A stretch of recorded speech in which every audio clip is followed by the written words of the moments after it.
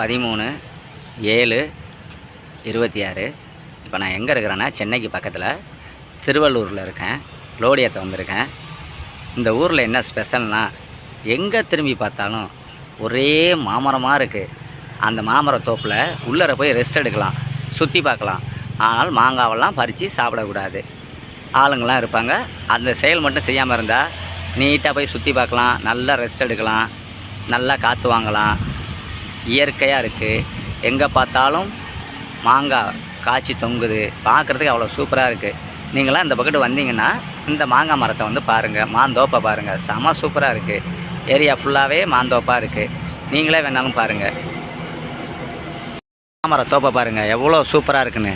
இங்கே பக்கத்தில் என்ஹெச், அதாவது ஸ்ரீபெரும்புதூர் திருவள்ளூர் என்ஹெச். அந்த என்ஹெச்சில் என்ன இருக்குன்னா இந்த மாங்காய் மரமெல்லாம் இருக்குது. இதே மாதிரி வரிசையாக தோப்பு இருக்குது, ஏகப்பட்ட தோப்பு இருக்குது. எல்லாமே அருமையாக இருக்குது. நல்லா பாருங்கள், வந்தீங்கன்னா தெளிவாக பார்க்கலாம். சூப்பராக இருக்குது. எல்லா ஏரியாவும் சூப்பராக இருக்குது. எல்லாமே மாந்தோப்பு தான்.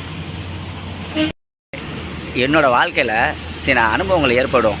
அது மாதிரி சில அனுபவங்கள் ஏற்பட்டிருக்கு. அதில் ஒன்று என்னன்னா, மனுஷனுக்கு முதல்ல நாவட தேவை. அதாவது நான் வாழ்க்கையில் ஒவ்வொரு வார்த்தையும் ரொம்ப தெளிவாக இந்த வார்த்தையை நம்ம பிரயோகித்தோம்னா இதில் ஏற்படக்கூடிய பலன் என்ன,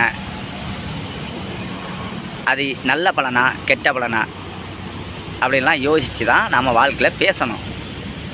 அப்படி யோசிக்காமல் பேசுகிற வார்த்தைகள் நம்மளோட வாழ்க்கையே சின்ன பின்னமாக்கிறோம், கேள்விக்குறி ஆக்கிறோம்.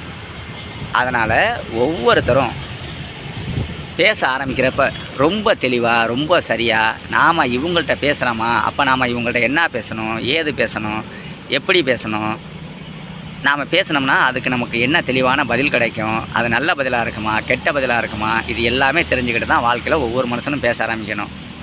அப்படி பேச ஆரம்பிச்சியா பிரச்சனை வாழ்க்கையில் இருக்காது. யோசிக்காமல் பேசுகிற ஒவ்வொரு பேச்சும் நம்மளோட வாழ்க்கையை எப்படி வேணாலும் கொண்டு போய் நிப்பாட்டும். அது நல்ல நிலைமையிலையும் கொண்டு போய் நிப்பாட்டும், அகால பாதாளத்தையும் கொண்டு போய் நிப்பாட்டும். இது என்னோடய அனுபவத்தில் தான் நான் சொல்கிறேன். அதுக்காக ஒவ்வொருத்தர் நீங்கள் யோசிச்சு பேசுங்க நான் சொல்ல வரல.